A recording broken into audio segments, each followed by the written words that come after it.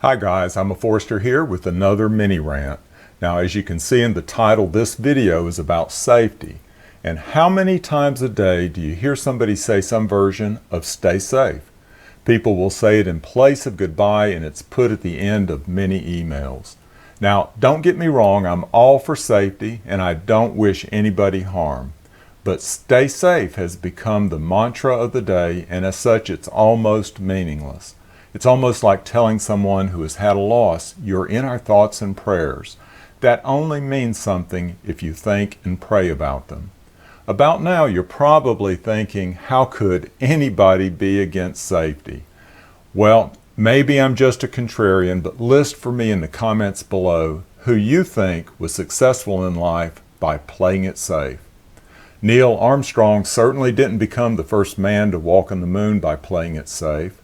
Michael Jordan didn't win 6 NBA championships by playing it safe, and I still want to see The Last Dance. Donald Trump didn't become the 45th president by playing it safe. And finally, Thomas Edison didn't patent over 1,000 inventions, including the incandescent light bulb, by playing it safe. I read once that he locked the doors of his laboratory to keep the families of his workers away until that invention was perfected.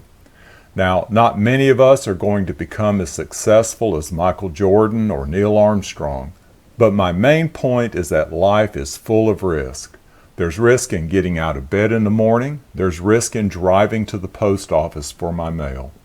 Wanda and I are taking some risk right now in eating canned goods with expired dates.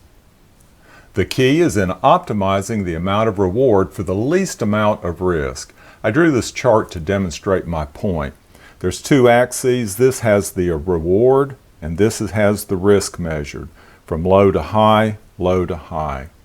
So just to demonstrate each quadrant, if you were in this area, this is a high risk area with low reward. I would call people who fall in this area as daredevils. Somebody that I would think would fall there might be a skateboarder. A lot of risk of a broken arm, broken leg, and I don't know about the reward. I'm not a skateboarder. Then you have areas like this where there's low risk and low reward. And I would label this as the majority of us. I think most of us fall in that quadrant. Then you have areas where you have high reward but low risk, and I would call this quadrant the lucky ones. This is the guy that wins the Mega Million lottery buying just 1 ticket. And then finally you have this quadrant up here, high reward and high risk. And this quadrant I would label as our heroes. These are the Neil Armstrongs and those others that I mentioned. So what's the lesson here? Well, it's simply to weigh the amount of risk against the amount of reward in everything that you do. For instance, wear your mask when you go to the store. That minimizes your amount of risk.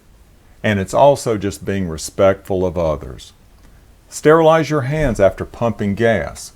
One reason for that was given for telecommuting was the risk of pumping gas. You know, handling the pump handle and maybe going inside to get your receipt if you need to. To me, that's a minimum amount of risk to be able to continue working.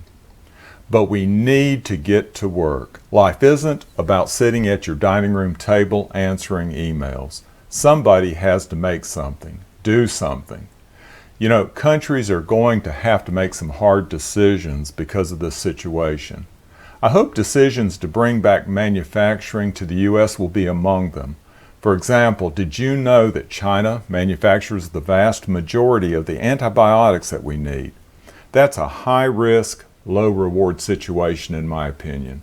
We need to bring back manufacturing, especially of essential products.